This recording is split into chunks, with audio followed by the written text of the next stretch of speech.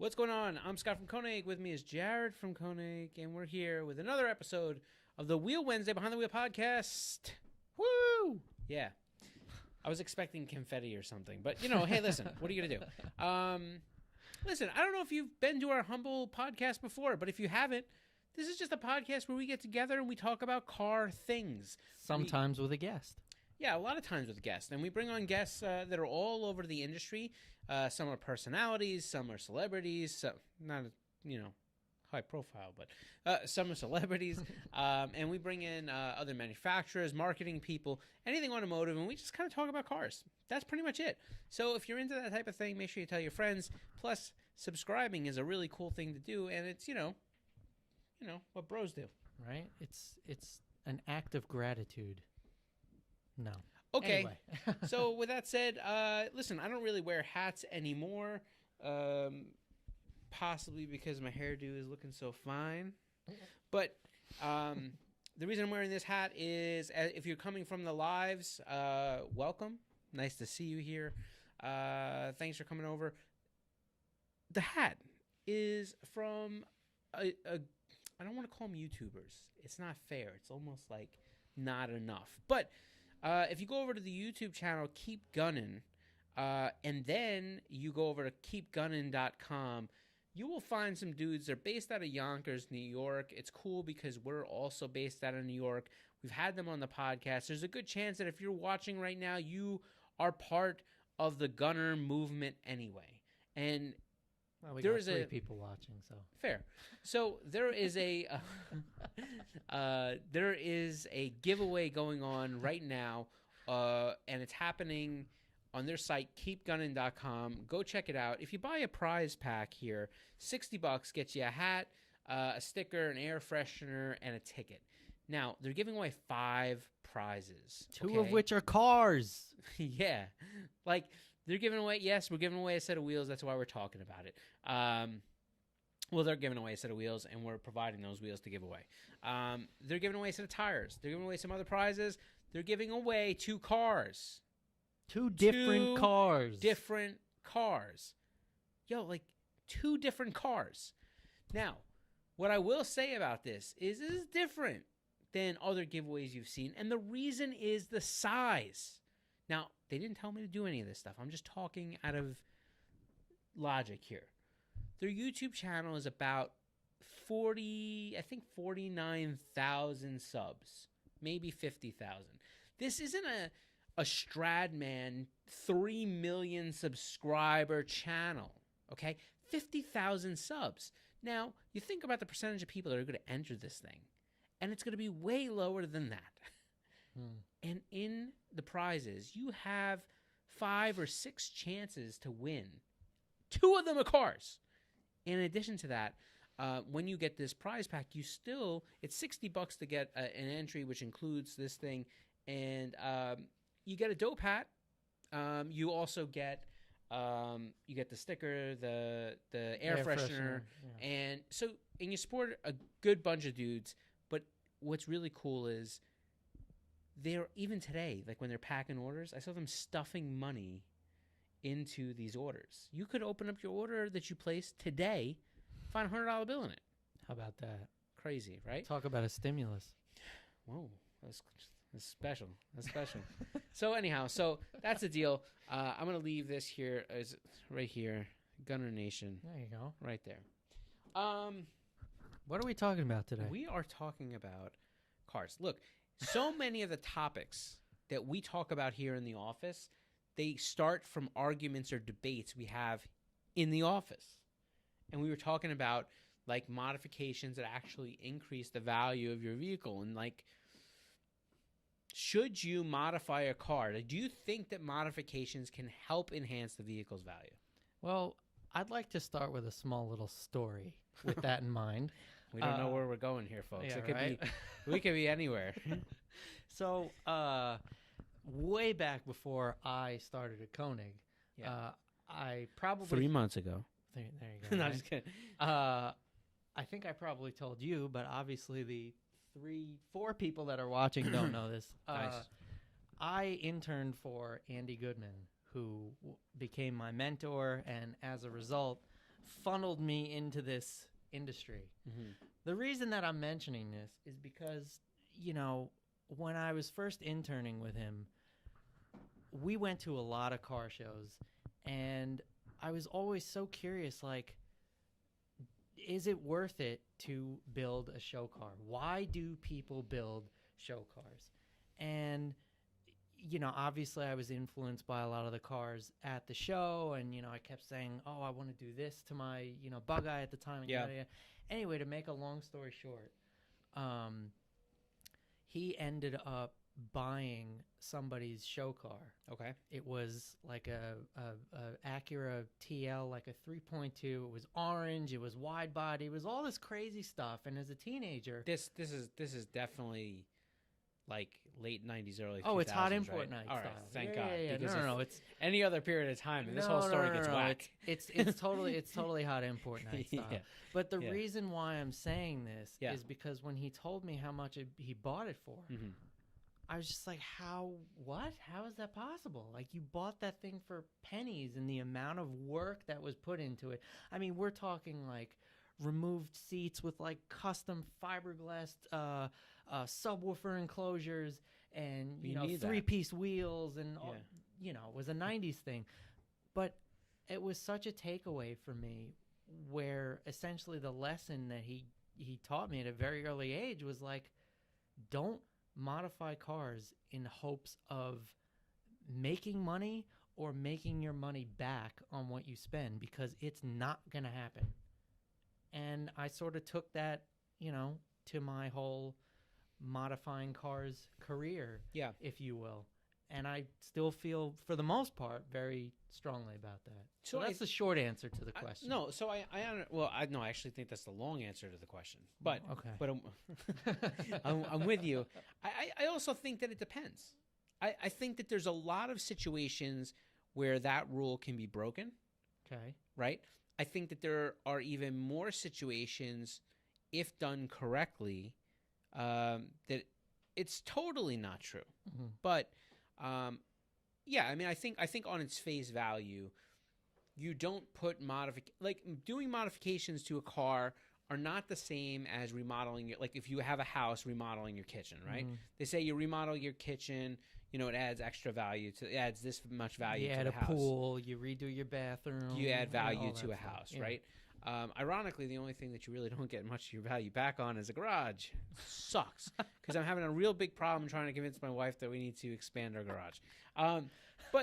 But what I will say is this, is that when you come down to car modifications, I think that if they're done tastefully correct, that they add to the vehicle, there is a way. Let me give you some examples. Okay. Adding aftermarket features or adding dealer features that weren't installed on your car when you bought the car, Mm-hmm.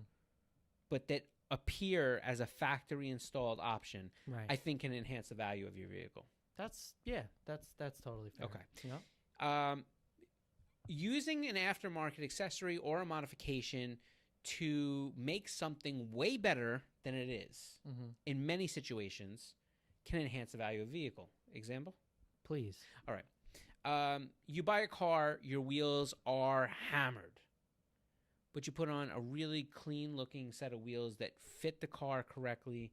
That right? Anything you see. You put them on the car. You get some new wheels and tires, and all of a sudden, I think you enhance the value of the vehicle, because what was on there before was beat to crap.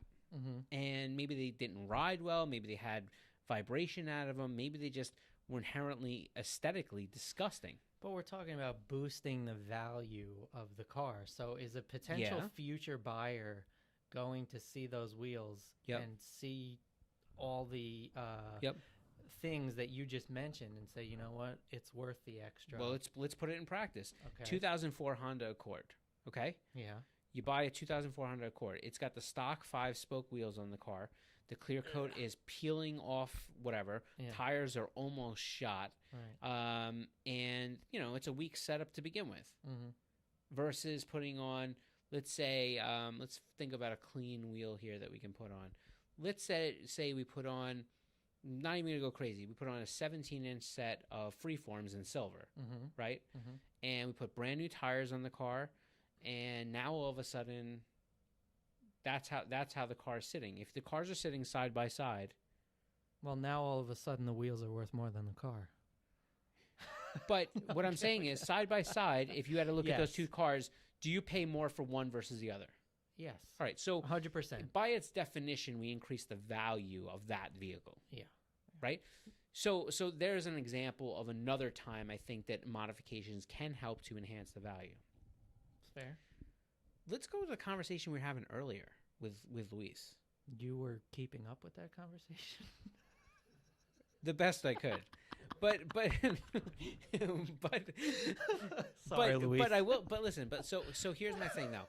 He brought up a couple good points in the middle of the some mishmash. stuff. Well, no. But listen, seriously, he brought up some good points. Yeah. So the example he was using was an R34 Skyline. I like this example because it's at the peak of the expensive JDM car.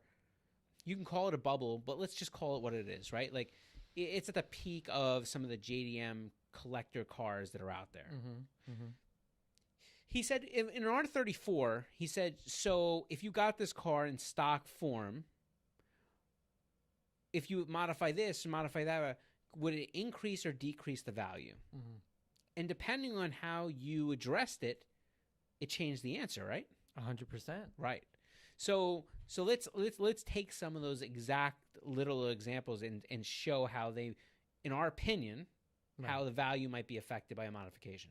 Okay, sure. R34, let's say we get let's not pick anything crazy. Let's say it's a white R34. Okay? And we're sticking with GTR. Well, and right? it is a GTR. It's not a GTT. It's not anything like that. So, you take that white car, let's say the paint's not great, and you change it to Bayside blue. Did you increase or decrease the value? In my opinion, I would say you decreased the value. I agree with you. I agree with you 100%. I think if you have to respray a car, it better be to factory spec, add a factory color for a car that's like a collector's car like that. If you see it as a collector's car. Most people do. I do see it as a collector's car, but I'll even go as far to say that even if your intent is not to treat it as a collector's car, it's still going to have a value that's going to accumulate and grow. Well, yeah, and I mean, just as like a similar, way less, expensive example, I'm sort of having this debate with the Cressida. Because obviously, this is going to be a hard debate. Let's no, it's not a hard debate. I was just going to add to your point, which is to say that John and I feel strongly that we should paint it the same color to maintain not only the color of the car but also for better resale value. Okay. I know it's not an R34. I understand, but there's a couple questions that I have to ask. Oh boy, here we go. One, I just want to be clear. We're talking about a Cressida, and you're worried about destroying the retail value. The resale value, yes. Okay. Just wanted to put that in check. The next thing is you're saying that in that car particularly, right, repainting it poopy brown will keep the value strong. Yeah. Okay. With a little pink flake in it that it comes with, sort of. Yeah, absolutely. Wait, pink and poop. They put pink. Not like a pink pearl, but depending on how the sun hits it, it looks how much. Anyway, how much is it? The point I was trying to make. How much of the turd reflects the light? The point I was trying to make is that I agree with you. That's good. That is fantastic. All right. So anyway, let's get back to some practical examples. And that's actually a really good segue. Because as you know, one of the things that I'm doing with that car is ripping the motor out. Yep. But what would happen if we did that with the R34? Yeah, that's a really good example. So like, and Luis had brought that up before. Right. He said, and so he said to me, well, what engine, what if you put a different engine into an R30? Let's say because it's a high mileage or something. Right. Like that. he said, he was giving the example kind of like, let's say the engine's blown when you get this R34 GTR, and you take the engine out and you put in something better and more powerful. And I was like, well, I'm like, you're kind of ripping the heart out of it. And he was like, but what if you put in like an R35 GTR engine, like a VR38 DT, TT? Yeah. And, it's an interesting point, but again, I think we both agreed value goes down.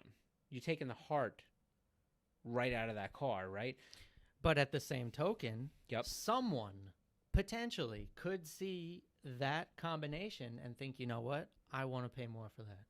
Potentially. It's not a high percentage, but there could be somebody that says, you know what, this is a great, I don't agree with it. I understand. There could be somebody that says, you know what, this is a great combo. I can- want to pay more for it. Look, I can see something like that maybe happening on a GTT, but like on a GTR, I kind of feel like people buy it with the idea and the understanding that it comes along with certain lineage, right? Mhm. I agree. And maybe there's somebody out there that wants that oddball type thing. But, I think about the guys from Speed Academy come to my mind. Oh, yeah. Well, because they got like every cool JDM car ever under the sun. Including the R34 GTR. Right. But so they're going to go modify this car. They are, he flat out said it in his videos. They're going to modify that GTR. And so I know Peter on a personal level as a friend. And Dave. Yeah, no, of course. Yeah. No, I know both. But Peter is the one that owns that car. Oh, right. Okay. But no, absolutely. They're both been great friends for a long time. So, what I will say is I know it's a concern of Pete's that, I'm going to modify this car and it's going to change the value. Mm-hmm. Right? Like he's worried it's going to negatively impact the value. And I totally understand that. I can see that. Right? But then to add to the fact, yes, it's yes. a pristine, low mileage, right? It's something that he says should not be modified to begin with. Yeah, I haven't don't seen know. the car in person to know that I think it's pristine, but I think it's a great example of a clean car. Okay, is that fair? Yeah. So I think what's interesting is like if you look at that car, can you modify that car and still keep the value increasing? Now, I think in the specific case of an R34 GTR, I think the answer is yes. Okay. I think the reason is I don't know that the mods necessarily increase the value, but I think if done correctly, they won't lose value, and the car is appreciating all on its own. Fair. Right? Like, I think, you can't do anything disastrous to it. Like, you gotta, like, to me, I think you'd be surprised. No, I know you can, I'm but kidding. Pete would not do that. No, he wouldn't. Definitely wouldn't. But like, I think that, you keep a car that doesn't become a race car. It becomes a good street car. You increase the power level, but you don't go over the edge. I think that most of the stock parts you take off the car to replace, I think you keep. Oh, on a car like that? Right. Absolutely, without a doubt. And that's another thing. Can you make modifications and still retain value? I think that's a whole other conversation. For sure. I mean, it blows my mind, just as a total segue, how a lot of people, I feel like, get leases, modify their cars, and then put them back to stock before they give it back. Yeah. So, that's just... Yeah. I yes, mean, listen, you can. Yeah. And what's interesting is that depending on what mods you do, some dealers will actually happy to see the modification come back on a lease return. Interesting. Tell me more. So here's the thing. I don't, it's not a rule. I know some dealerships are happy about that. Well, and the reason why I'm asking to tell me more about it is because, I obviously have the Impreza wagon. Right now it's on Steely's. I don't want to find another hubcap. I'm missing a freaking hubcap. I don't want to. I'm going to eventually. It's on Steely's now because I lost one of them on the BQE. Anyway, I wonder if it's worth it to the dealer that I leased from if I upgrade to actual like Impreza alloys. Well, I think it's going to be. Is that what you're talking about? Or? Sure, but I mean, I guess, but like, I think that it's going to be a lot more affordable for you to just buy a freaking hubcap. Well, which I ultimately will. But point is, Facebook Marketplace, the used market, you never know. You can score a deal. I do know that some dealers give it back with some Konigs. Right. I do know that some dealers that specialize in doing a lot of CPOs or a lot of used cars, they don't necessarily always mind when a car comes back slightly modified where visually it looks good, because sometimes on the used cars it actually helps them to push a car better or differently, right? But then you got plenty of dealers that you bring it back with any little thing they could charge you for, and they will, right? Like, it's just the nature. I wonder how you figure that out ahead of time. I don't know. Obviously, my lease is up. Yeah, I don't know. Soon. I don't know how you do either. So anyway, let's get back to the puzzle. Yeah, here. yeah, for sure.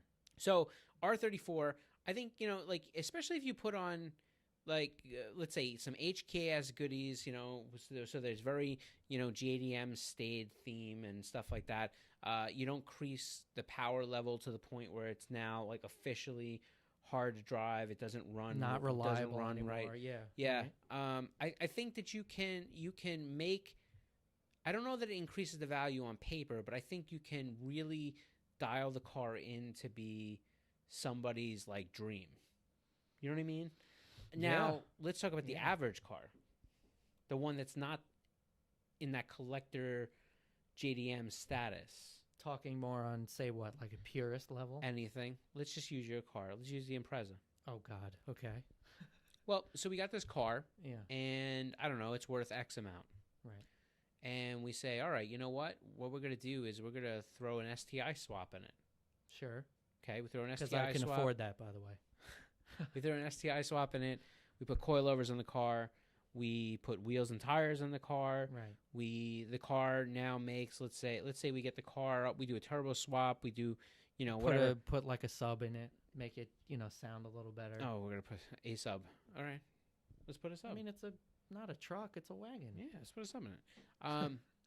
And let's get this thing to, like, let's say 400 horsepower. Right. It's generous. Okay, I think it was very generous. Is the car worth more than if we traded it into the factory? Then we trade it back into the dealer. Is it worth more? Well, as a wise man once said, depends. Right. Depends on what? I mean, it depends on potentially who's buying it. Right. I mean, certainly I can't see the dealer ever caring about that. If anything, they would offer less. No dealer's taking that car back. Right. At all. But say, an aspiring autocrosser or something that wants, something unique or right. That, says, yeah, I want an Impreza and this is how I would have done it. But will they pay more than book value for the car? Probably not. So Especially since it'll have some miles on. I mean, this is my opinion. I agree with you. Again, I agree you never with you. know. Do we have? Because I know there are a lot of comments. We're short a monitor here, which is why. So let's that's why I have the chat. Can you scan while we? Yeah. Well, what do we got here? Let's see. We got greetings from Arizona. All right, Arizona in the house. So I think this question is in reference to a show car specifically. Is paint and wheels enough nowadays? Or do you need the total package? I think that's what they're asking. I'm going to answer this question with more of a quote, inspirational. Oh boy. Well, it's not inspirational. It's like, look, here's the thing. I've always been a big fan of saying, never build a car for anyone else, and never build a car for reasons of trying to get it to, like, accumulate in value or anything like that. Or scene points. Yeah. Like, I say, build your car for you. Do things to the car that when you look at the car, you're like, this is dope. Do things to the car that when you use the car, you're like, I really like that I've added this. Like, if you build a car for you, then I think the question really comes back to you. Do you think it's enough? Right. Yeah, Yeah. 100%. Yeah. Because I think a lot of people, and this isn't like a negative comment or a criticism, but I think a lot of people think about car shows, most car shows, and they liken it to, say, like a Pebble Beach or a Concours d'Elegance, where like you're winning. I don't know if there are like any purses, but you're not just winning a plastic trophy. Right. There's and prestige, it's totally not there's the prestige behind right, it. Right. This Like is not the same thing. If you go in to the my local opinion. Sunday, whatever car meet, and they happen to do a little judging, and you get a little trophy, Right. like, I don't know, like, if I that's wouldn't, worth it to you. I mean, I wouldn't spend $20,000 on that little trophy, but like, maybe you do. But I will say that like I've had so many cars, it's really hard for me because every car probably had a different reason that I built it or whatever it may be. But like, I look at my Z right now, right? I have a 350Z. It's an '06. It's twin turbo. Yeah. So obviously we twin turboed it. It's not from that way from the factory. The car's got coilovers. I put air cup suspension in the front so I can raise the vehicle to go over certain objects and make it easier to get onto the lift or the ramp or whatever you want to do. He's a little OCD. And I've put everything into the car in a way that it looks OEM plus. You can't look at the car in a way and feel like it's super overly modified. And in addition to that, like, the car has plenty of other things like the coilovers. Like, I made sure that I molded the rear extenders so that you could adjust the rear dampening on the shocks. Like I said, he's OCD. But it looks like it would have come from the factory. I'm messing with you. Harness bar again was painted in a way that it kind of blends into the car. Yeah. So I think that there's certainly a level of modifying a vehicle and enhancing it. A lot of the modifications I've done you can't see, right? Stainless steel brake lines, better pads, better rotors. You did bushings, right? Didn't you say I did. I did some bushings. I did some subframe bushings to much more hardy, like a poly type bushing to really give it, a lot of like sturdiness to it. So all these things make the car better and more fun for me. I put this brake brace in from Z1 so that, your pedal has a much more solid feel on it. So I think you do these things and the car just drives way better. Mm-hmm. You know what I mean? Mm-hmm. So now if I'm going to go out there and buy a used car, Mm-hmm. and let's say I'm deciding on 350Zs hypothetically, and I drive, 3 or 4 other 350Zs, and then I get into my car and drive it, there's a big difference in the way the car performs and drives. No Mm-hmm. doubt. Mm-hmm. Car's way more powerful, right? The ar handles way better. Mm-hmm. The car has a lot of functionality that never came with that car. I put Bluetooth functionality into the car when I redid, put in a modern radio, touch screen and stuff like that. Mm-hmm. Gets CarPlay, gets all that stuff. I don't know what that was either. Are you yawning? You okay? Oh.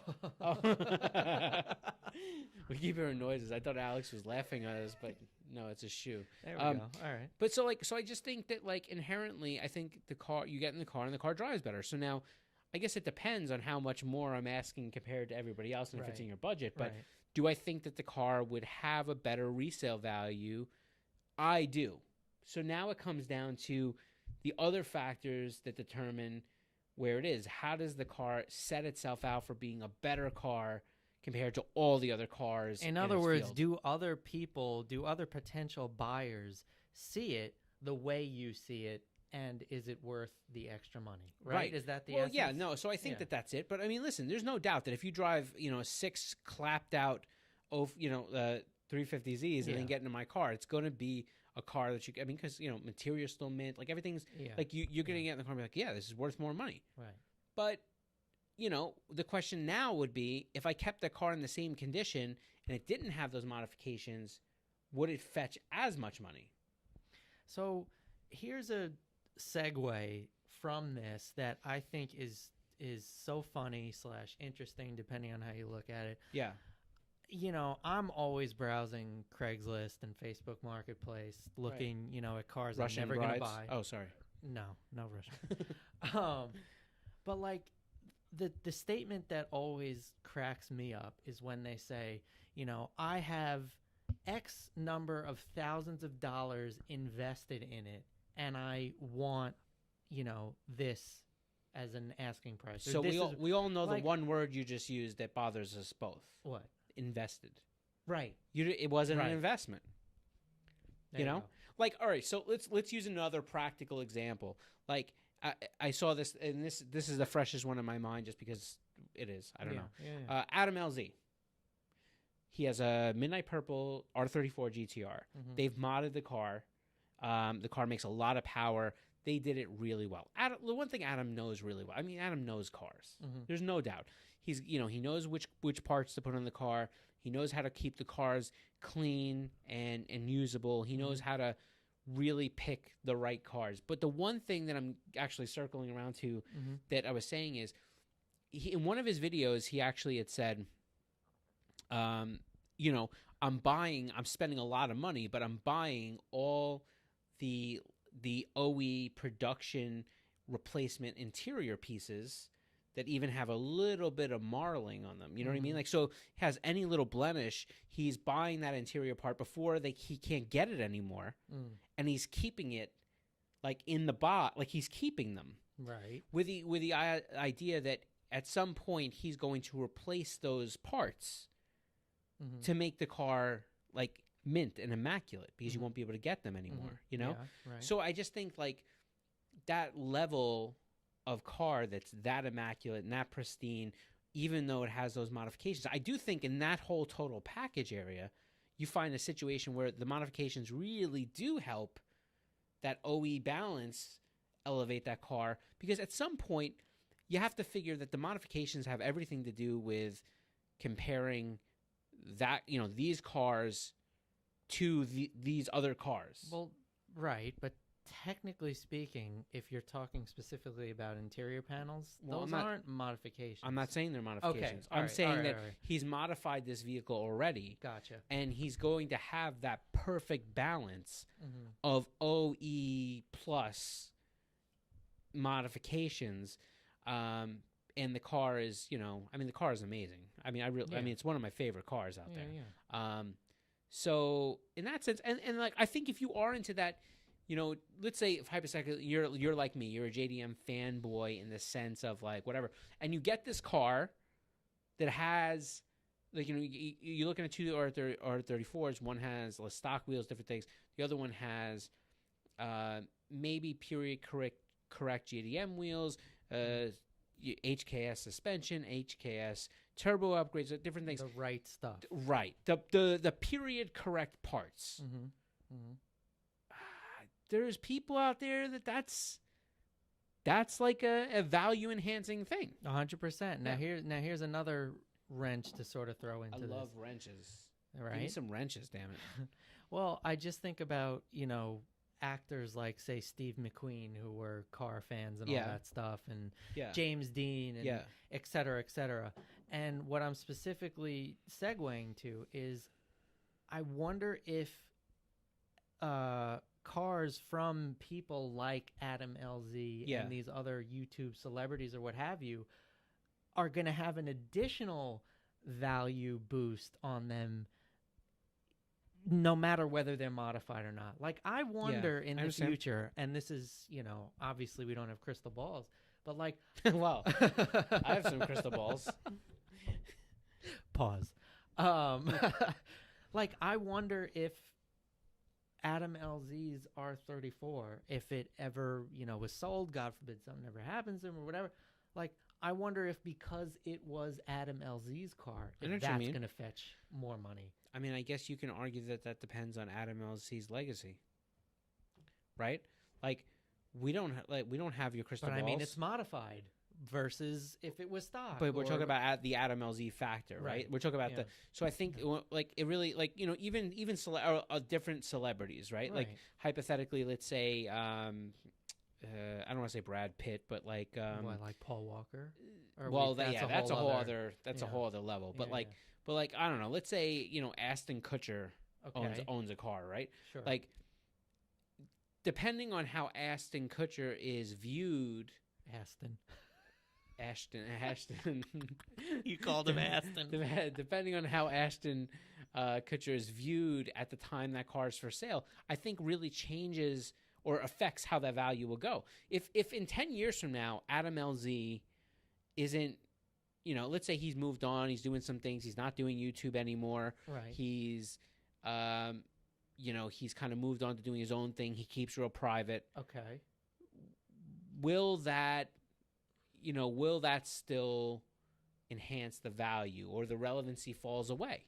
Right. Michael Jackson, to me, is one of the most lyrically musical genius of all time. Okay. But to my kids, they're not going to know Michael Jackson except for the people that speak of him. Mm-hmm. Right? I'm not saying that the value wouldn't extend on to my kids. I'm just saying that the value based off of celebrity, I feel, has a lot to do with the sentimental person looking to pay that money for it. Reasonable. Right? Like in 50 years in the future, like if you say right now, like, oh, and this was one of Chuck Berry's cars. Mm-hmm. You know who Chuck Berry is? Vaguely. All right. Well, so do I. Vaguely. That's what. But would I be like, oh my God, I gotta have this car, Chuck Berry's car? Right. Like, I don't know. Like, I don't really have a thing for Chuck Berry. Like, you know what I mean? Like, yeah, I get it. I guess that's my only point. Okay. So we didn't do much. Do we have any opinions on the whole modification thing? I mean, there are a lot. Because you guys have listened to us hot airbag it for a while, and I don't want to keep you doing that. What do we got? Well, of course, Luis says, "What if you're using it for performance, though?" Wow, we probably should have looked at that at the time of the question. I don't know. No, it's all right. I mean, we're in terms of, say, modifying an R34 or right. So I think taking the motor out, that whole thing. Yeah. Whatever. So with taking the motor out thing, I think the answer obviously no. I think there's a you buy lineage in when you buy a car like that, so you want to have the RB26. Now, when let's say maybe you get a Corvette. Let's say you get a C5 Z06. Right. And maybe you take that engine out and keep it, but put in like let's say you swap to like a really modern LS6 or LS7 or something like that. Okay. And now the car makes a ton of power. It's still a GM motor. It's still out of a Corvette, just a different period. Like, car makes a bunch of power. Could you enhance the value of that Z06? I think it's arguable that you could. Yeah. Yeah. You know what I'm saying? So I think that there's situations there. So I guess in performance aspect, I guess that's my opinion and example, yeah? Okay. Yeah. I heard the value of a bagged Baja went up a few rupees, says Luis. It's a good comment. Luis, don't you have work to do? It's a good comment, though. It is, yeah, right? What about sick paint jobs that hold water? Oh, Too soon? Damn. Too soon? That's like Peter Griffin. Jared was just calling the other day, and his bumper bowed out from the water. Water pushed the paint out. Yeah, shout out to Major Auto Body in Queens. Let me tell you. We're not turning this into a shame cast. Let's see. This show is fake news. You're behind the desk and in front of the wheels. Behind the wheel, my bum. Oh, I see what you did there. Come on, Gary. I'll see what you did there. Oh, God. Gary, I like it. All jokes aside, love the topic, boys. Thanks. Appreciate it. That's our good friend. Thanks for hanging out with us, Gary. Luis, what if picking random car, if I put some aftermarket wheels on a 2006 Jeep Commander with the check engine light on, would the value go up? Yeah, because I think but it would, because it would allow that vehicle to roll off a cliff even faster.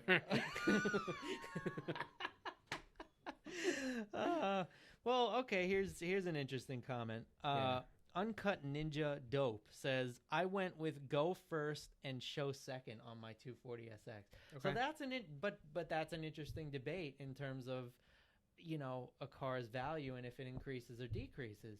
Because couldn't you argue that some people see more value in, the show versus the go on fill in the blank? Yeah, I think it's subjective though, right? Like, you're going to have different people that will have different slants or views on what they prioritize as being something that increases the value for them. Look, I think being from the Northeast, I feel like, and this is how I've always felt, when you look at cars and you drive around the country, I feel that, and again, don't crucify me, it's my personal opinion, I feel that what separates the Northeast from the rest of the country in car modifications is that the Northeast, we build cars that may not look the best, but mean business. Most of us will spend more money or more effort on making the car go or be quick and have more power before we'll get to things aesthetics. Now, on the West Coast and Southwest, I think that that's alternatively true. I think that there's a lot of emphasis put on the exterior vehicle styling before they get to really worrying about modifications. I think there's a lot of reasons for that, right? Like you can look at that and say, oh, well, they got EP, their carb standards tougher or different things like that. So I think there's reasons. I'm not saying there's any, like, it's not, I'm not judging that for the type of people. I'm just saying, I think if you cost averaged all the builds, I think that and may it's hold not true. always the case. You're just saying, in your opinion, most of the time. I think that you're more likely, right? Yeah, maybe. Oh wow, Tuning Works is in the house. Save the Baja. Hashtag save the Baja. Okay. Hashtag you don't have enough parts. Yeah, I know, right? Just cut your losses or pull out your mods and sell separately to gain that money back and open up your market to sell. Yeah, so I have a lot of experience in parting out cars. I have a tremendous, like, when I say I have a little bit of, I have a tremendous amount of experience parting out cars. So I think that in some cars, the answer to that is, you can make way more money parting your car out, returning it back to stock. I think if your plan is to, like, there's different levels to this, right? If you have a more recent car and you're going to do like a lease turn in, no doubt, you take your car, you put the stock parts back in a way that it does obviously gets to a point where it looks like it was completely stock, and sell off your parts. And yes, I think you end up making out way better. I think that with certain particular vehicles, like, in other words, I've done cars where we've had built motors that cost a great deal of money, where the parts were worth a great deal of money, that even used would fetch a good percentage of how much it was spent back, or parts that I've sourced that were hard to get, so I actually get more money back when I sell that part than I paid for it. I've had that situation. So I think in a lot of those situations, that also holds true. But I'll tell you where you start to fall flat. Where you start to fall flat is some of these modifications that gets pennies on the dollar. But in other words, I've received cars before or picked up cars before that had like old antiquated like Spirco intercoolers that are not bar and plate. You know what I mean? Like antiquated technology, turbos that are like old and like not really getting it done anymore. Like when you start to get into some of those parts, if you're going to buy a car and then part that stuff out, you're getting pennies on the dollar. If you're going to sell that car, you might as well just leave all that crap in there. It's fair. You know what I mean? Because I think you're depending on what vehicle, unless you think that somebody would pay more for the vehicle stock, just leave it in there. Well, so I guess the question becomes, to circle back to the Baja. Ooh, I know, right? He owns a Crescent and a Baja. I know. He did that on purpose. Two stupid cars. Two stupid cars. Is it worth it to part the Baja out or sell it as is? So keep in mind, just as nobody knows your Baja, so you're gonna have to. So the Baja was fully resprayed in an OE color, midnight purple. Sure, right. Looks like midnight purple. It's on air suspension, and it has a beautiful set of Konig wheels. It had a lot more baller, crazy stuff. It's basically that I thought looked like trash. But that was me. That was my personal opinion. Damn, you're calling Brids? Hold on one second. No, we're talking about wheels. Oh, fair. And we're not naming names. But point being is, it's got, some custom body work, but other than that, it's a stage 2 Baja. So What is a stage 2 Baja? Like, I I- mean, like, I don't know. You know, You're the gonna whole have to thing- help me here because well, I don't know. Like, I know the stages. This- The stages are dumb. It's Well, a sta- I don't know anybody else that's ever had a Baja modified, so I can't tell you what the stages even look like. What does a stage 2 Baja look like? Can you spell it out for some people out there? Help the people God. understand Upgraded. if they acquire a Baja, how they get the stage 2. Oh God, they're not. Okay, they're not. But Oh, come on. it's an upgraded top mount. It's a downpipe, basic bolt-on stuff. Right. So they're like intake. They're like WRX STI type modifications. Sure. Fair? Yep. Okay. Tuned with I don't know, 15 pounds of boost, something like that. I don't remember Okay. exactly what 18 Got it. pounds. Mm-hmm. So it's not terribly fast. Okay. So the question is. But do you have a turbo? Do you have a stock yes, turbo? stock turbo. Stock Yes. turbo. What are the parts that you have on that car? You mean in the engine, I or mean, just in general? let's go. But yeah, let's go through Okay. the parts that you could easily remove. What do we got? Okay, so I have custom retrofitted headlights. I Those know, can easily be removed. He's a big fan of retrofit headlights. I really am. I am. Okay. I have a Cobb intake. I have a Cobb electronic boost controller. I have some no-name Use catted access port? downpipe. Yes, access port Got on an access 04 port? STI ECU. Okay. So I have the access port, the AP3. I had like a crazy big Spearco top mount. I've since switched that out to a 15 STI top mount. Makes sense. Right? Makes sense. I agree. Nothing crazy So under the hood. and this car is bagged. It is on full air suspension. Now, can you Yes. take that air suspension off? Technically speaking, yes. It's a nightmare. It potentially could. I mean, so the struts and everything unbolt like a coilover or anything like that. The issue is, the lines, and I had some stuff in the car cut out for the lines. So it's, it definitely Yeah. wouldn't be I- like I factory. Yeah, see, I think you've gotten to that point where you've kicked the car over the edge of being worth it to go back. Okay. You know what I mean? Between that and well, the for example, custom let me bodywork. put it this way: how much Okay. do you think you would get? Let's take all that stuff out. Oh, yeah. How much do you think you could sell that car to the average mom and pop for? Well, see, that's what makes things interesting because Okay. right now the Bajas technically are going up in terms of value, whether it's an NA or a turbo. But stock yeah, or That's ripped apart and stuff. well, some cut are, out, not there. some are modified. If they're turbo, they're usually modified. If they're NA, they're usually stock. But Mhm. whether it's NA or turbo, I'm seeing them start to go for up to 5 figures. Up like to lo- 5 figures. Yeah. Okay. Now, mind you, low 5 figures, we're talking 10, 11, 12. So Right. it's like it begs the question, do I take everything out? And because I am selling the Baja, just fun fact.